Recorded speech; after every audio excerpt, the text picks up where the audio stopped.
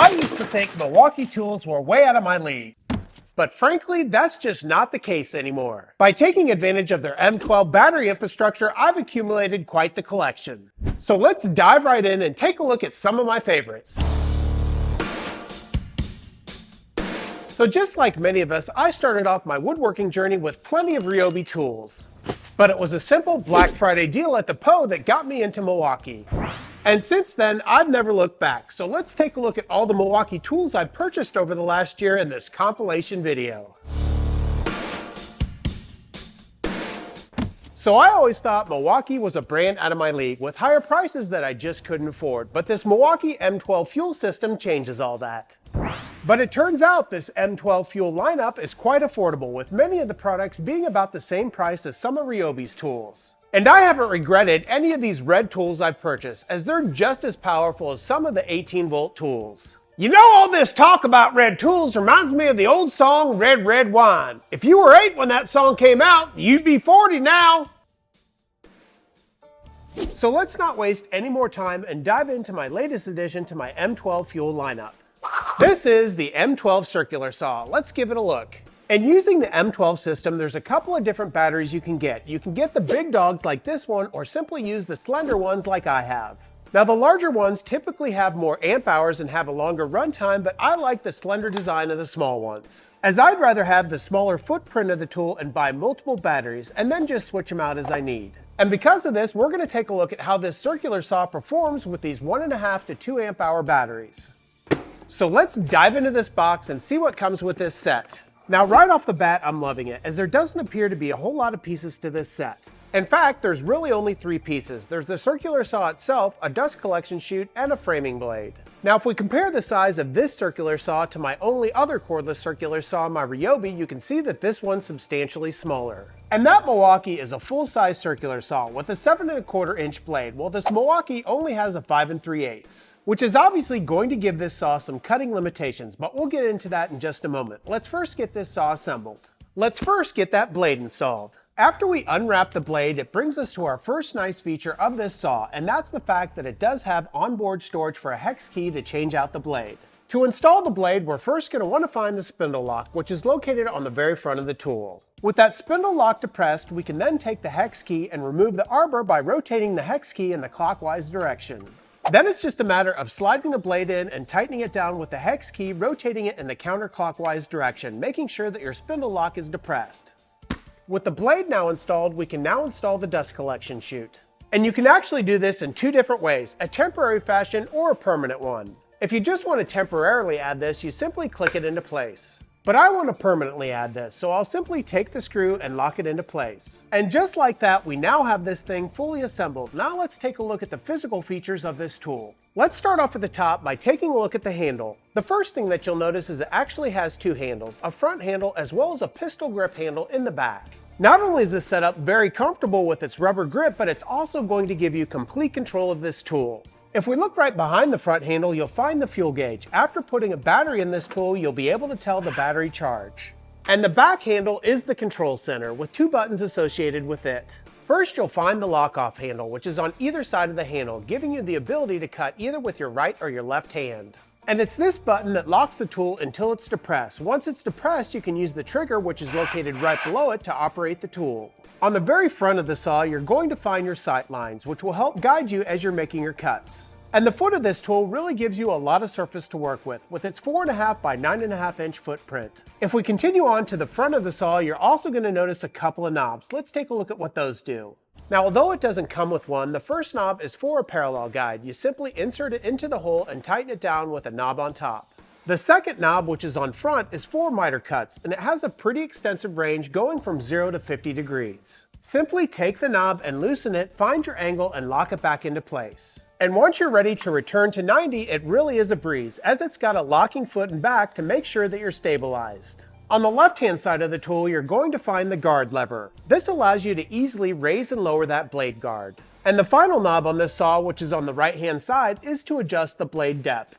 By pushing this lever up, the foot of the saw can be moved up or down. And if we look at the back of the saw, you can see there's a gauge readout to tell you your depth. And this goes from 0 to over 1.5 inches. But let's take a tape measure and see what its deepest depth setting actually is. And I'm getting a hair just over 1.5 inches, which should be enough to get you through a 2x4.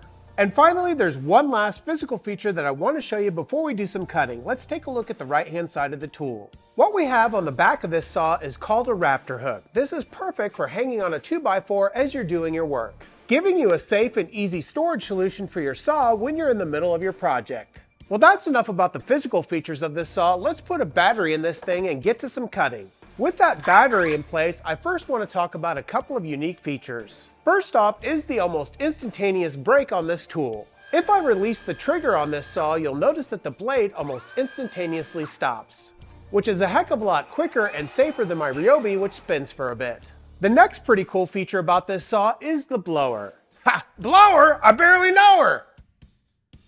This blower is intended to blow away all that sawdust away from your cut line. And you can see as I cut through this plywood, you can see how clean that cut line is, allowing you to easily see exactly where you're making your cuts. Now let's take this saw, set the bevel to 45 degrees, and do a test cut with that.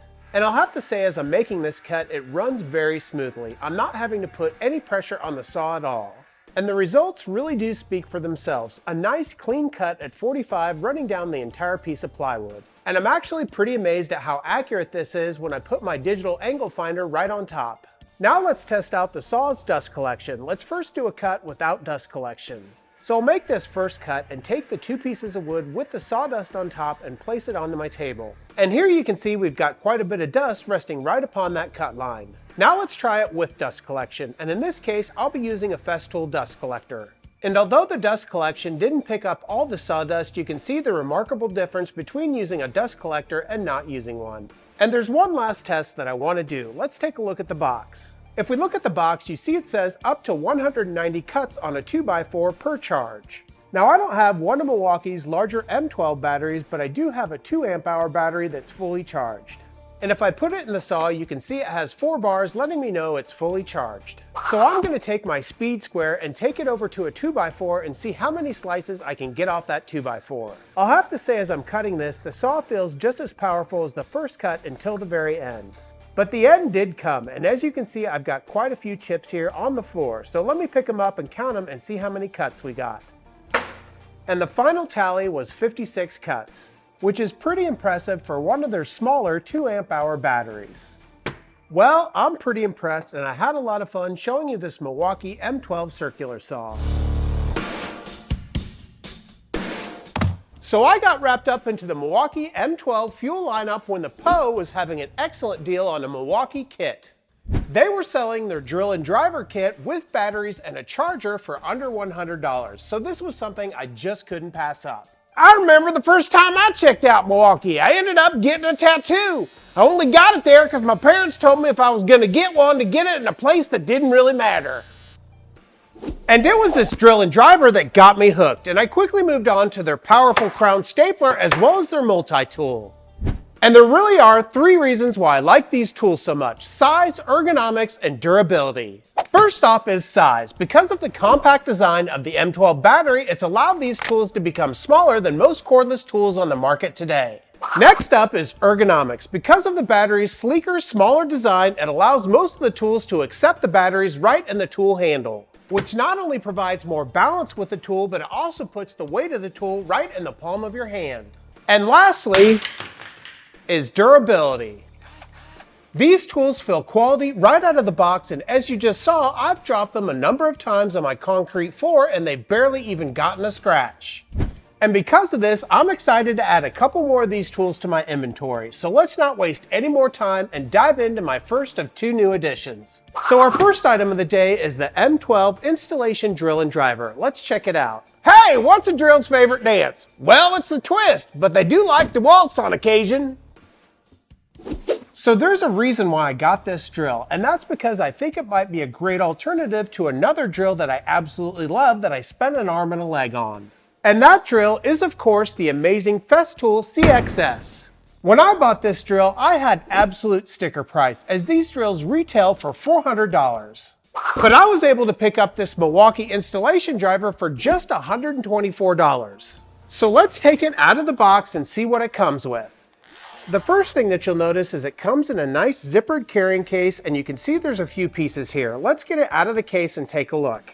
The first thing that I want to do is to install a battery into this drill, and this drill takes any M12 battery. With that battery installed, we can see the similarities between this drill and the Festool CXS. And when I compare the two in the palm of my hand, they both have a very similar feel and similar weight. Not to mention, I can already tell they have almost the exact same features. But let's dive right into the Milwaukee and see what comes with this kit. Now in my case, I already had M12 batteries, so I just got the tool only. And that's part of the reason for the price discrepancy, as the Festool does indeed come with 2 batteries. But one thing my CXS didn't come with is the numerous drill attachments that we get with the Milwaukee. Let's take a quick look at each one of these 4 attachments. The first and most common attachment is the all-metal construction 3/8" keyless chuck.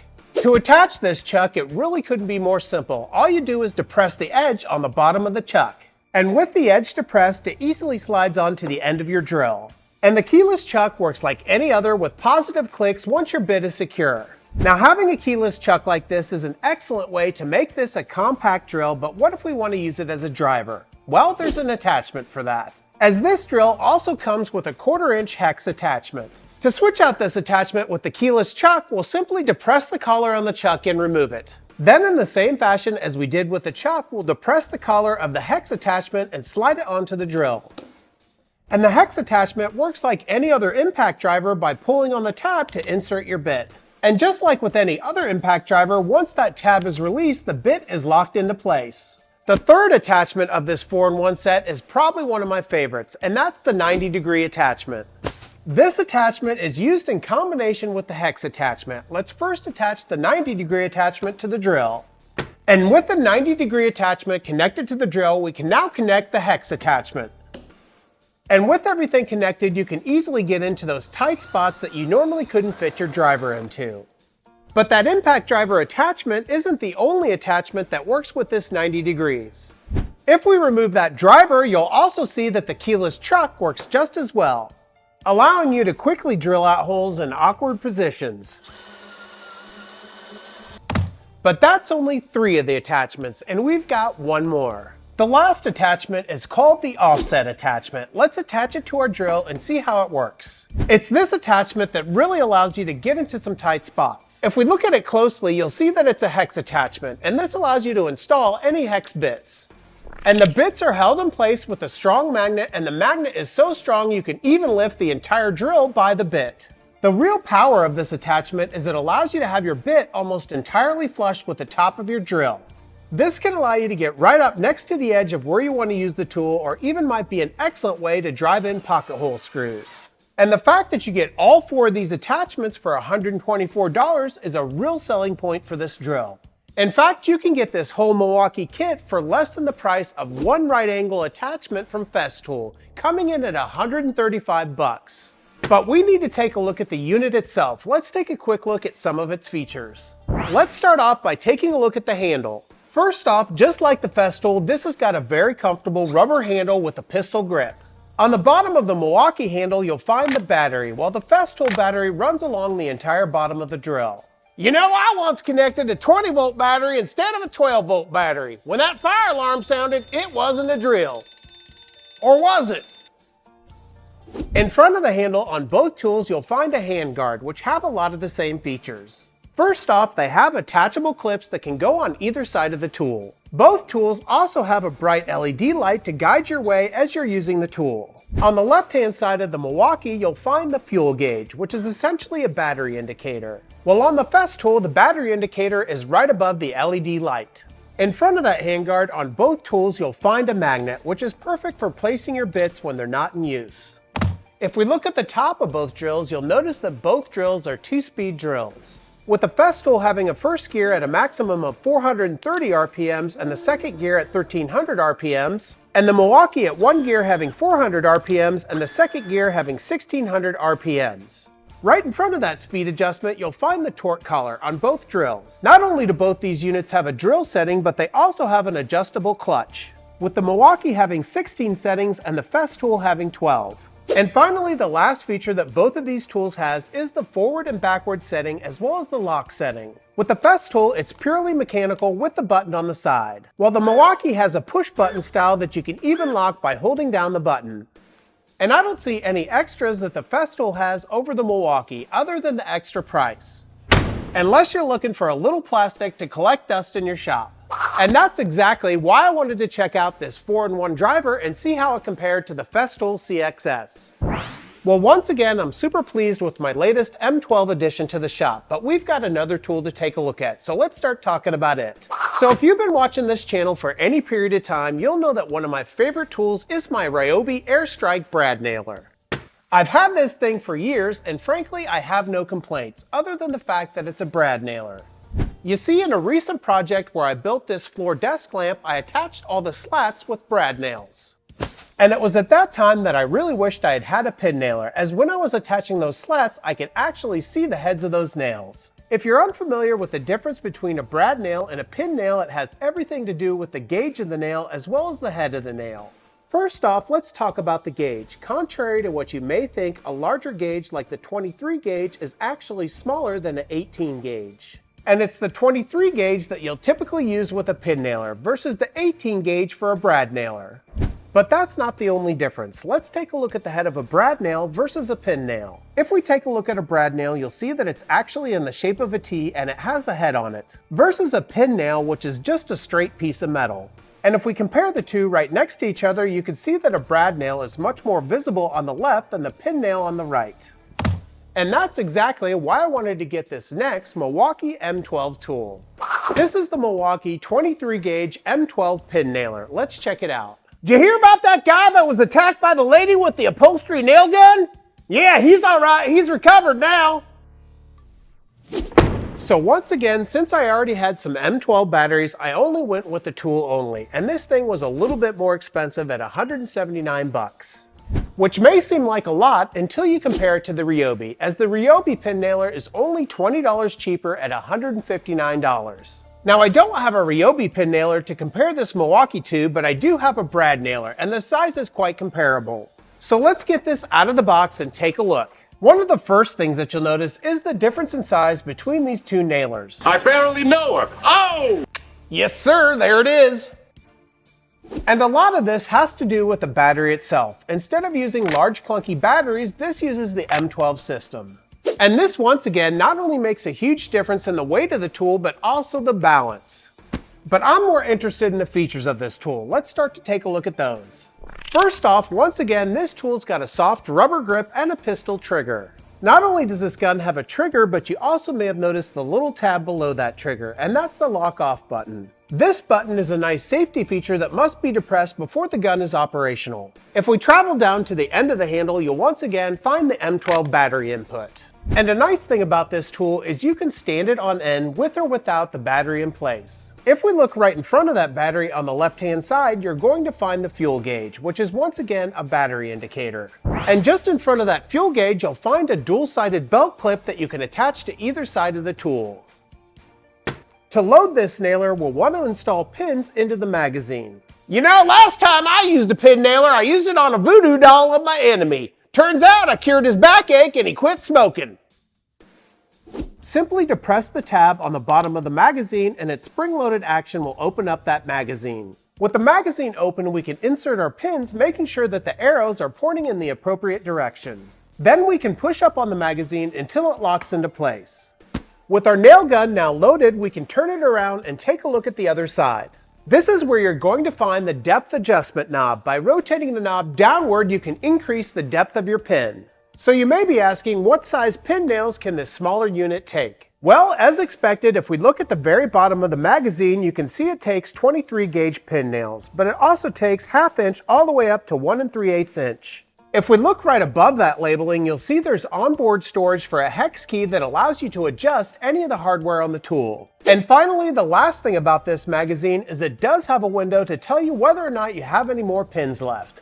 And finally, on the very front of the tool, you'll see there's an LED light that's initiated by pressing the lock-off button. And that about covers most of the features of this pin nailer, but I want to test it out a bit. And to do this, I want to test this nailer out on 2 pieces of wood on the opposite end of the spectrum. The Jenga spectrum, that is. First off, I have a 2x4 which is made out of pine, which is less than 400 on this scale. And next, I have a piece of hickory which is about 1820 on this scale. And for this test, I'm going to adjust the depth setting on this nailer to its highest setting by rotating the wheel all the way up to the top. And now I'll shoot a pin first into that 2x4, and now the hickory, and we can compare the depths. And if we take a look at that 2x4 and I run my finger across the wood, you can see that that pin sticks out just a little bit. And with that hickory, we get about the same results with that pin sticking out just a little bit further. But let's crank this bad boy up to its lowest depth setting and see how the results compare. To do this, I'll rotate that wheel all the way to the bottom. Now I'll drop a pin into that 2x4 right next to our first pin. Now let's do the same thing to that hickory. If we first take a look at the pine, you can really see the difference in the results, as our second nail is completely sunk and below the level of the wood. And with the hickory, which is a much harder wood, we get the exact same results, with that second pin nail being pushed below the surface and completely flush. And just to be clear, if you're not familiar with how hard hickory is, it's actually a harder wood than walnut, maple, and even oak. And you can really tell how powerful this Milwaukee is when I try to use my Ryobi on the same wood at its furthest depth. And with those types of results, I'm certainly glad I spent the extra $20 on this Milwaukee versus the Ryobi pin nailer. So if you've been watching this channel for any period of time, you'll know that I've become kind of a fanboy of the Milwaukee M12 tool lineup. But that wasn't always the case, as I started beefing up my tool inventory by getting into Ryobi. And Ryobi is a great brand, but I quickly found myself outgrowing many of their tools. So I naturally did what all woodworkers do, and I quickly graduated to Festool. Say what?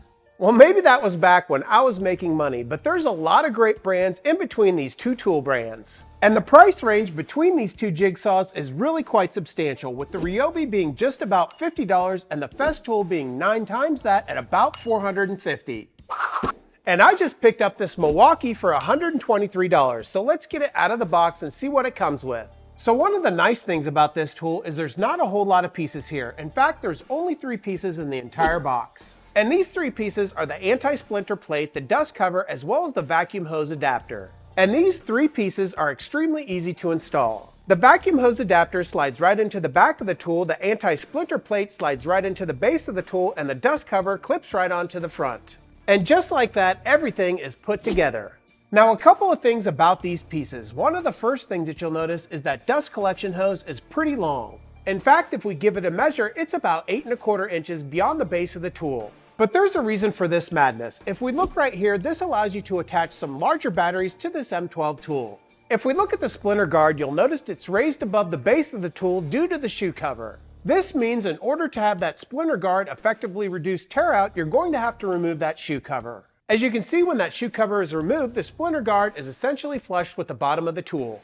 If we look closer at that splinter guard, you will notice it has a little notch so that you can follow your markings. And lastly, that dust cover, in my opinion, is optional. It's great if you're using dust collection, but sometimes it just gets in the way of your vision. So let's talk about why someone with 2 functional jigsaws purchased a third. Well, first and foremost, it has everything to do with the M12 battery infrastructure. If you look at my Ryobi and my Festool, you'll notice they have one thing in common, and that's the fact that they're both corded jigsaws. Now, this doesn't make that big a difference if you're using dust collection with your jigsaw, but I rarely hook a hose up. So I think having a battery-operated jigsaw is a critical decision for any woodworker. Well, let's move on and take a look at some of my first impressions with this brand new jigsaw.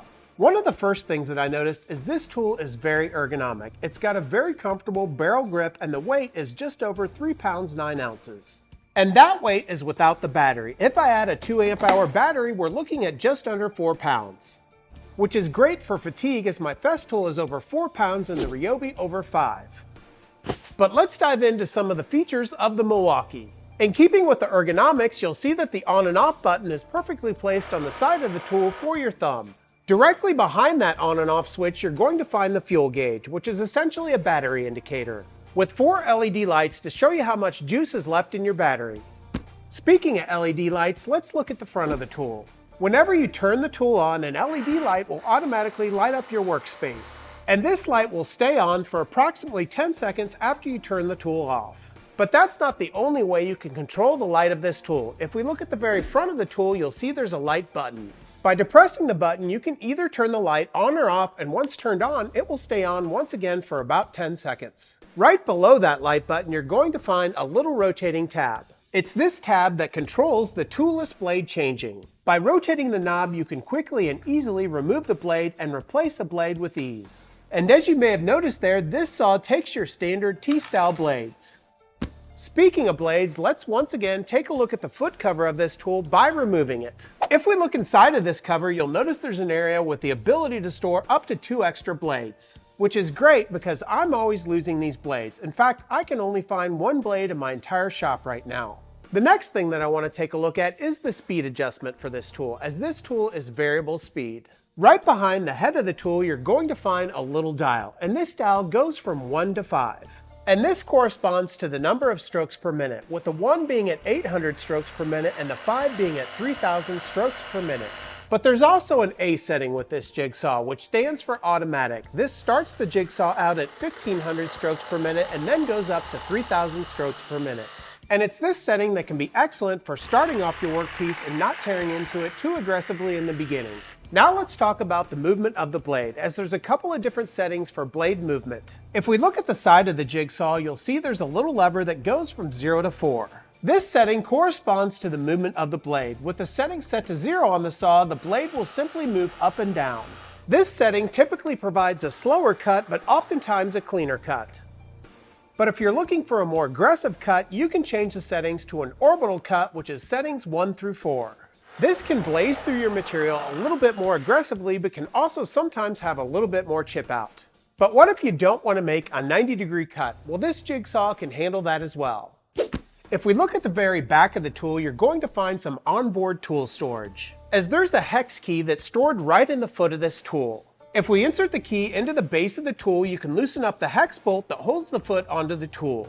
With the foot now loosened up, you can see that there's 7 preset angles that you can adjust this blade to. And there's a detent for each one of these angles, including plus or minus 45, 30, 15, and 90 degrees. Simply push the foot forward, rotate it until you hit the detent that you want, in this case 45 degrees. Then you can once again tighten down your hex bolt, place your hex key in the onboard storage, and make your cut. And just as a reminder, before making any angle cuts, you're going to want to remove that splinter guard. And just like that, you have a 45-degree cut. But let's get back to 90 degrees and talk about that secret feature that I think might be a game changer for this tool. So I already mentioned that I don't like to use dust collection with my jigsaw, but with this one, I may not need to. Jigsaws do indeed cause some dust. If we look at my floor, you can see the dust that's already been created from the few cuts we've already done. And a lot of times, this dust can interfere with your view of the line you're trying to cut. But this saw has a solution for that. If we look at the right-hand side of the tool, you're going to find the blower switch. When this switch is engaged, the saw will automatically blow all that dust away from your cut line, making it much easier to follow all your lines and making your cuts a heck of a lot more accurate.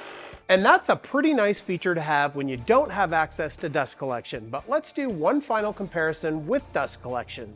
So one thing that's nice about this dust collection chute is it does accept the Festool dust hose. So let's turn it on, begin to make the cut, and see how well it works. Well, I would say it just works okay, about the same as it did with that blower. But you do have a couple of options with this jigsaw, which is kind of nice at this price point. So what's my overall impression of this tool? Well, I think this is a great option, especially at this price. With its power state brushless motor, it easily has enough power to make all the twists and turns that you would normally do with a jigsaw. And that wood that I was cutting through in the beginning of the wood, well, that was hickory, and that's one of the hardest woods out there. So if you're in the market for a cordless jigsaw versus a corded jigsaw, I don't think you can afford to overlook this Milwaukee M12 jigsaw.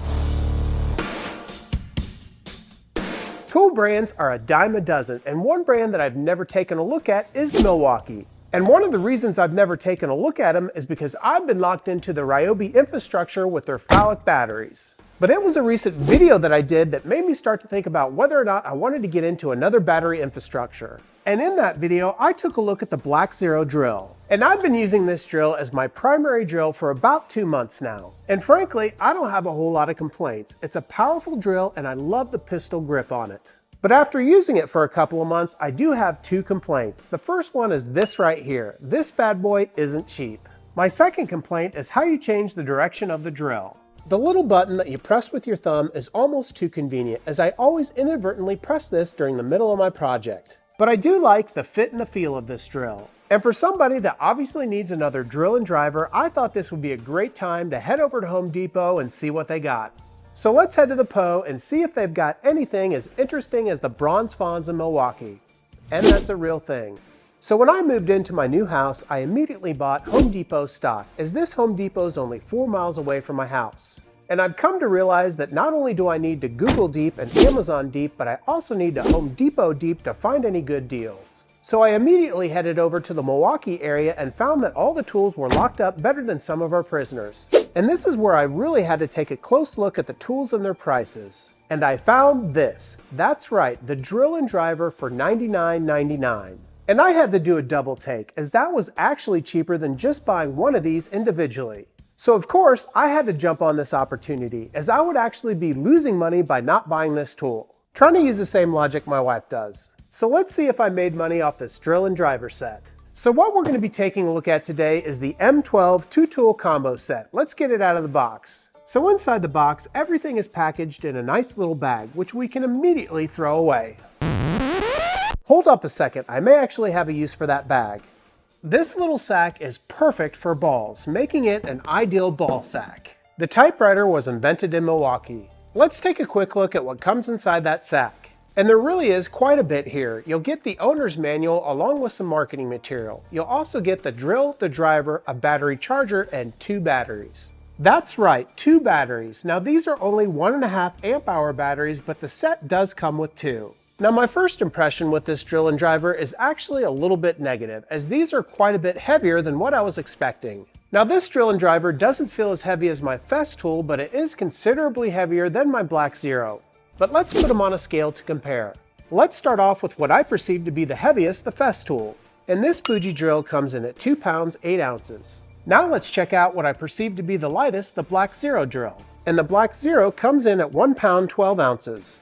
And only one more thing left to weigh, and that's the Milwaukee drill and driver. With the drill coming in at 2 pounds 9 ounces and the driver coming in at 2 pounds 5 ounces. So as you can see, this drill and driver is a little bit heavier than what I was expecting, but it's still a lot lighter than a full-size drill or driver, as all of these are coming in at well over 3 pounds. And the battery weighs just about 6 ounces, so the majority of the weight is in the tool itself. But let's dig into this drill and driver and see what features they have. Let's start off with the drill. Milwaukee can be dangerous. President Roosevelt was even shot there. So let's first start off with the physical structure of the drill. Something that's very important to me is the fact that this thing can sit on a flat surface and not tip over. If we look at the handle of the drill, you'll obviously notice it's got a pistol grip, and this is very comfortable in the hand. You'll also notice that there's a manual adjustment to change the direction of the bit. Underneath the chuck, you'll notice a bright LED light, and the nice thing about this light is it stays on for about 12 seconds after you pull the trigger. On the left-hand side of the drill, you'll find a nice smaller belt clip that won't get in the way. You'll also find a battery readout just below that clip. You'll also notice there's an auditory tone as soon as you start to press that trigger. This can be a great indicator when working with softer metals like brass screws, letting you know that you're about to drive in that screw. It gives you just enough time to make sure your bit is set before you do any damage. If we look at the chuck, this drill can hold bits as large as 3/8 of an inch or 10 millimeters. And of course, it's a keyless chuck. Once you have your bit installed, you simply tighten it down until you hear that audible click. Let's look at the top of the chuck where there's a bunch of different numbers. These numbers go from 2 all the way up to 18. And these numbers correspond to the amount of force the drill will apply before a brake is engaged. And this is typically only used when you're trying to drive in some screws with this drill. Let me show you exactly how this works by driving in a couple of different screws at some different settings. We'll first start off by setting number 2 on the drill and drive in a screw. And here I've laid out 3 screws that we'll test on different settings. We'll first start off with the 2. Next, we'll drive in a screw at 10. And lastly, we'll set it to its most powerful setting at 18.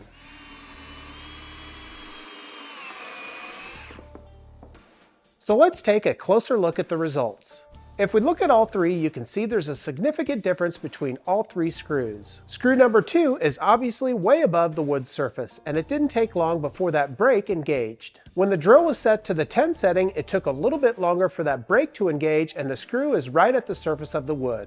And finally, when the drill was set to 18, it just buried that screw. Fun fact, Fred Miller is buried in Milwaukee. Now you may have noticed one other setting when we set the drill to 18, and that does exactly what you might think it does. That is the drill setting. This essentially disengages that brake and allows you to continuously drill. But before you drill, you also want to take a look at the last setting on this drill, and that is the speed adjustment. This drill has 2 different speeds, with 1 being the lowest and 2 being the highest. Now most of the time, if you're using a standard drill bit, you're going to have it set on the 2 setting. However, if you use a larger diameter bit like a Forstner bit, you can place it onto the 1 setting. The last thing that I want to talk about with the drill is the pressure responsive trigger.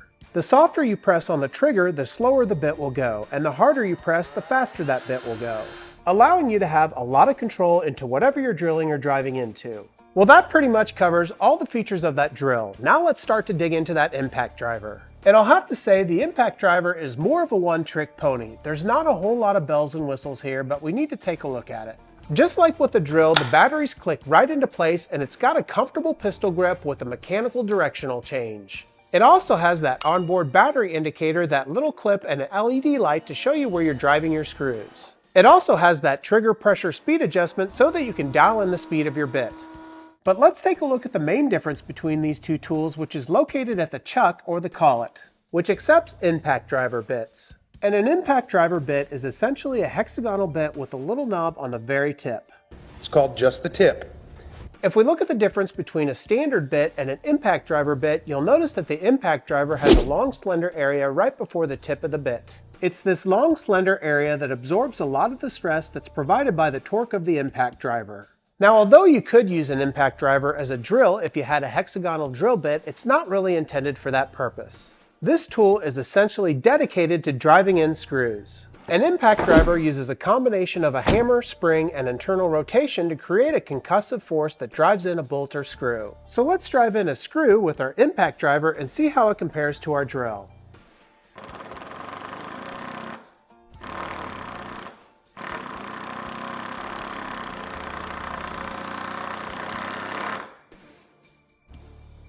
So did you hear that hammering noise? Yeah, I'm not deaf. Well, that's the concussive force that's helping to drive in that screw. And the nice thing about an impact driver is it gives you just a little bit more control over the screw you're driving in. As you saw, I was able to dial in the exact depth of that screw by simply backing off the drive as soon as I had the depth I wanted, making that screw completely flush with the top of the wood. Did you know the deepest point in the Atlantic Ocean is called Milwaukee Deep? It's located near Puerto Rico. And this has got to be by far one of the most comfortable impact drivers I've ever held. Lastly, let's take a quick look at the charger that comes with this set. Now, unfortunately, this is only a 1-banger charger, but I guess I can't complain, as I have to remember this was less than $100 and it came with 2 batteries. And you can see the charger's got a clear, easy to read green and red LED light that shows whether or not the battery is charged, or if the battery is just messed up. So what's my take on this drill and driver set? Well, frankly, I think this is a steal. Now, just like my first drill and driver set, which was a Ryobi, this isn't brushless. But after 10 years of having that Ryobi, I've never had a problem with either the drill or the driver. And I got this Milwaukee set for woodworking, which doesn't put a whole lot of stress on the tool. And for my woodworking, comfort and the ability to get into tight spots with your drill and driver is more important than having a brushless motor. And this Milwaukee set at today's prices costs less than that Ryobi about 10 years ago. So the only thing left to do is to put some hours behind these tools and see if they stand the test of time. I just recently got into the M12 battery infrastructure and I absolutely love it. And if you know anything about me and my obsession with tools, you know that I'll be collecting a few of these. So let's dive right in, get this thing out of the box and see if she's worth a damn. I absolutely love digging into new tools. And since Milwaukee's kind of a new brand for me, I'm interested to see what they include in the box. And I'll be honest, there's not a whole lot here. Hell, even those Ryobis came with a couple of staples and brad nails. But we'll look past that for now. Let's first talk about the prices of these three tools. The cheapest tool in my inventory is the Ryobi 4-in-1 Stapler and Nailer Kit. This stapler and nailer retails for about 80 bucks and runs off the USB lithium battery system. And if you remember from my previous video, this little gun's got some issues. She's strong enough to go balls deep with pine, but she's a little finicky with hardwoods. But unlike my other gun, she's both a stapler and a nailer. I barely know her. Oh! Able to handle heavy-duty round crown and light-duty staples as well as 5/8" brad nails. And it's also the only tool today that comes standard with a 3 amp hour battery. For just 20 bucks more, you can get into what I think is probably one of the best values for brad nailers. For $99, this Ryobi Airstrike is not only suitable for beginners, but can also tackle some of your toughest projects. But that price doesn't include the battery, so if you want a battery, you're gonna pay about $50 more. But I can assure you with this tool's adjustable power, you can not only drive a screw through pine, but also hardwoods. But unlike that 4-in-1 kit, this is a one-trick pony, only able to do brad nails. But $99 for a cordless, battery-operated 18-gauge brad nailer is a steal. And finally, we come to today's tool, which is the Milwaukee 3/8" crown stapler. Now this stapler is once again a one-trick pony, only able to do staples. And she's also the most expensive tool today, retailing for $149. And once again, that price is just for the tool only. It doesn't include any M12 batteries. But hold up, these things often go on sale. In fact, I just got mine for only $99. But when you include the red lithium CP 2.0 battery that I bought, you're looking at another 80 bucks. So to get this thing running, it isn't cheap, but if it works, I'm happy to pay it. I'm especially happy to pay it because of Milwaukee's extensive 5-year manufacturer warranty. And all of these M12 tools have this warranty, which means Milwaukee will repair or replace any defective tool within 5 years. So let's dive into the features of this stapler. Conveniently, this stapler's got a belt clip that can be attached to either side of the stapler. Above and below that clip, there's 2 rubber pads that prevent slipping when you set the tool down. Let's take a quick look at the handle. This thing's got an extremely comfortable grip. But it ain't no normal grip, it's a pistol grip. And at the base of that grip, you'll find the battery bay.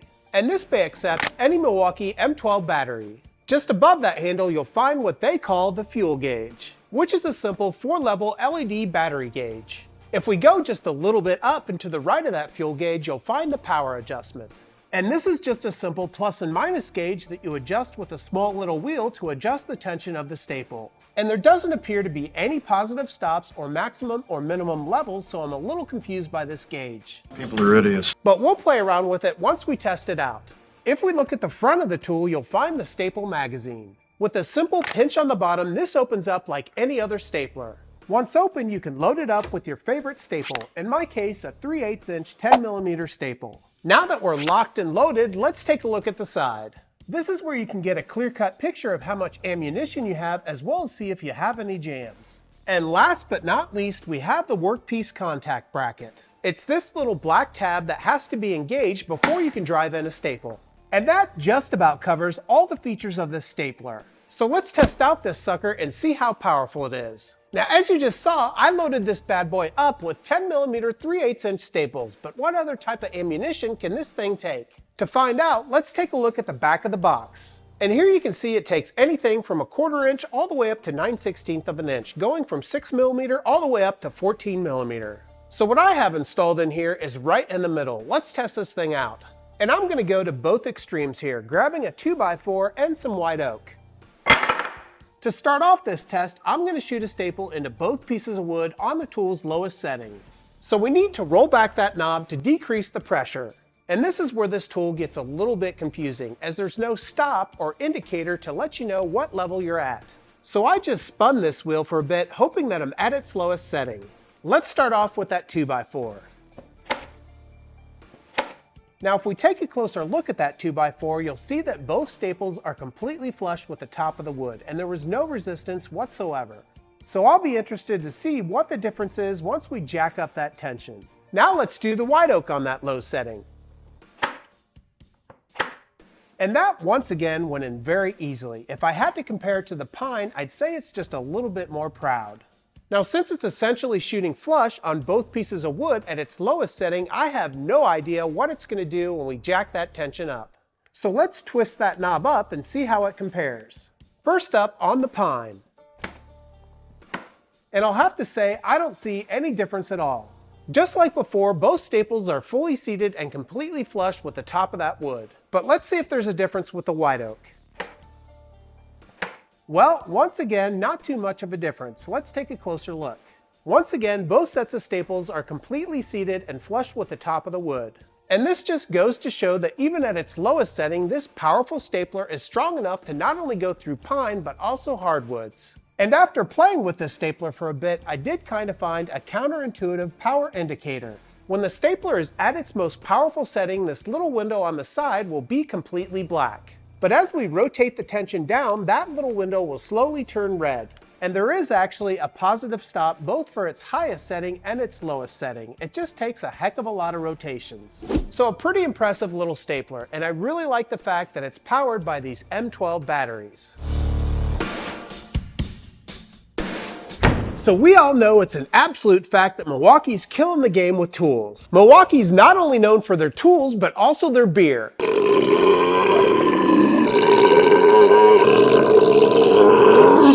Now, I don't drink beer anymore because I'm an alcoholic, however, I love me some good beer facts. So I'm going to sprinkle in a beer fact every 60 seconds while we check out my latest tool. Thomas Jefferson wrote many parts of the Declaration of Independence in a Philadelphia tavern. Let's start that timer. So if you've been watching over the last few weeks, you'll know that I've been hitting Milwaukee pretty hard. And there's a reason for that. I'm absolutely loving these M12 fuel tools. My first exposure to these tools was in this video here where I took a look at their drill and driver set. And once I got that set, I was hooked. This was an affordable option to get into this battery infrastructure. And I've gone back to the Poe and they're still rocking that price of $99 for the drill and driver set along with 2 M12 batteries. So if you have any curiosity about Milwaukee, these are a great tool to check out. And once I got those tools, it was only a matter of a week until I got my second Milwaukee tool, the M12 Crown Stapler. Andre the Giant could drink 119 beers in 6 hours. And once I got that stapler, I couldn't wait to tear into the box to test it out. And true to Milwaukee form, this thing was a beast. Even at its lowest power setting, this thing had no problem driving in staples. And I tested out that Crown Stapler not only on pine, but its harder cousin, white oak. And she went balls deep in both, completely seating that staple both in the pine and the white oak. So all of a sudden I had a newfound respect for Milwaukee, which may not have been that much of an accomplishment after being a Ryobi fanboy for years. Not sure if that's even a thing. Now you would have thought that I got this Milwaukee tool today because I had so much success with the other tools I'd just gotten. But unfortunately, that's just not the case. You see, I did something that I hate doing. I lent out my 2 multi-tools to my stepfather-in-law. And guess what happened? He broke one of them. In fact, the new one. So I feel like it's my obligation to publicly post his address so that we can all send him a letter and tell him why us woodworkers don't like to lend out our tools. In the Wife Carrying World Championship held annually in Finland, the first prize is a wife's weight in beer.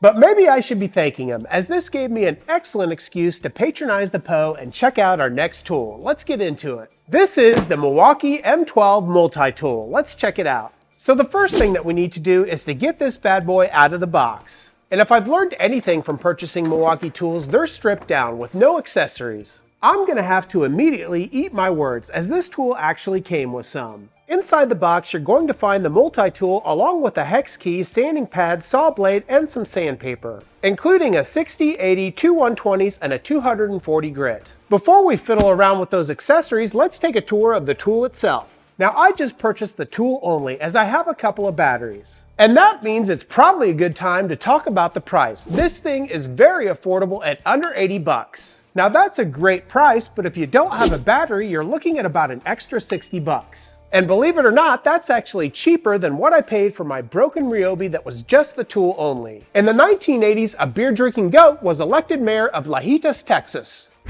as I paid 130 bucks for my newest bookend. So I'm a little disappointed that I didn't buy this multi-tool right off the bat. Let's throw in the battery and take a look at how this tool works. Now, one of the first things that I noticed about this tool is even with the battery plugged in, you can set this tool on end. It also appears to be very easy to operate. On the top of the tool, you'll find the power button, and this can be easily turned on and off with your thumb during use.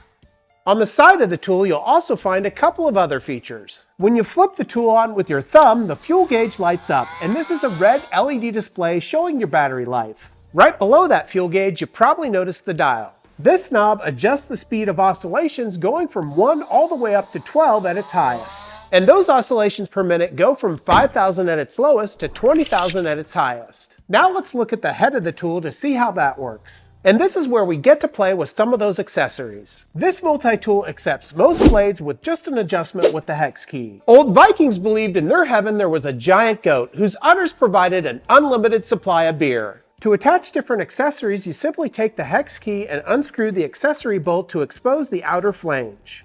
And with everything removed, you can simply add whatever accessory you want, add the flange, and tighten it down with the hex key. And with a standard blade in place, you can be off to the races whether you're flush cutting a dowel or even adjusting some trim.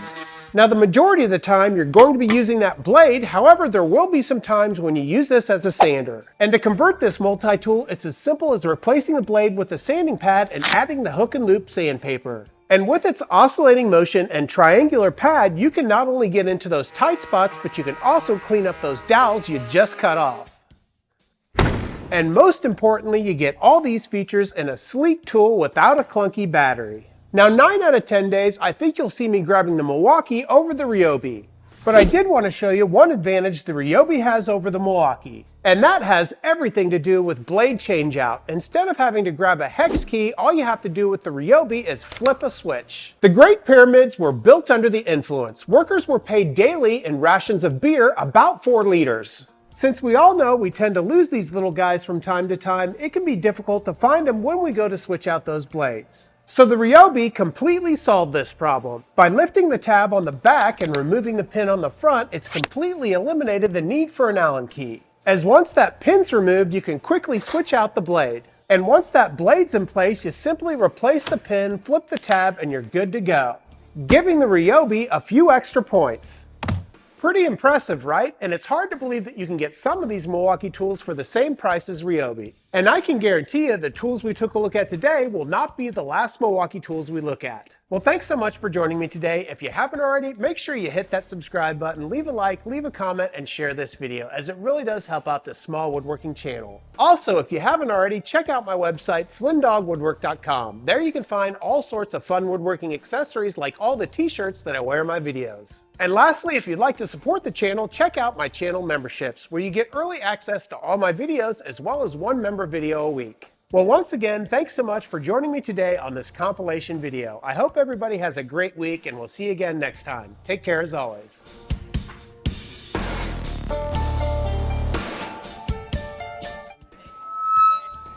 Let's get it, folks. How do you check the weight of a red hot chili pepper? Give it away, give it away, give it away now. Come on. Yeah. Let's give this one a try. You know, some thieves broke into my garage the other day and stole 15 cases of Red Bull. I don't know how they sleep at night. Come on. Yeah. All right, let's try. You know, a kid came to my house dressed all in red a week after Halloween and rang the doorbell. I said Halloween was last week. He said, I know, I'm dressed as a period. Sorry I'm late.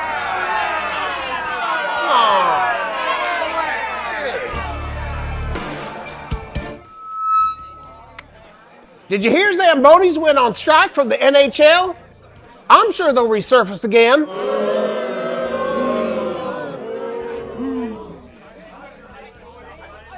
Let's try this one. You know, I found a peephole in my shower the other day, so I called the police. They're looking into it. That's good. Let's try this one. You know, I bought a pair of shoes from a drug dealer. I don't know what he laced them with, but I've been tripping all day. Come on. Let's try. What does every nail salon hide in their back office? Pedophiles, of course.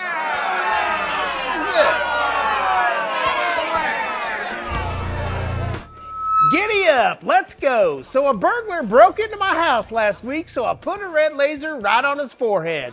He freaked out as well as he should have. My cats took care of the rest. No? How about this one? What's red and bad for your teeth? It's a brick. No?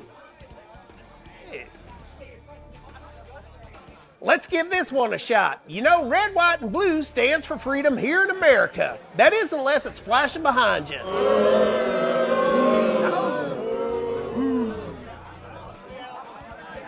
All right, last try. You know, I got pulled over last week and the cop told me my eyes looked red. So he asked me if I've been drinking. I told him his eyes look glazed. Has he been eating donuts?